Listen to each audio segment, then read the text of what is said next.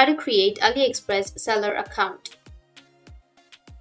So if you want to create AliExpress seller account, then what you need to do is first you just need simply open up your browser, any browser that you're comfortable with.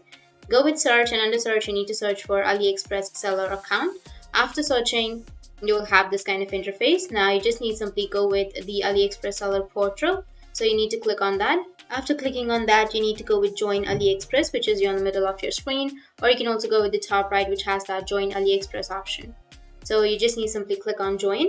Once you click on join, you need to fill the registration information, like you need to enter the country, and after that you need to enter your email address, and then again enter the email address verification. You will receive a verification code to the email, and you need to set up your account password. So create your password, and then again create your password again, or enter your password again.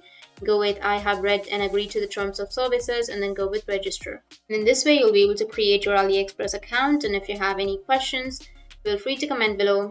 Thanks for watching.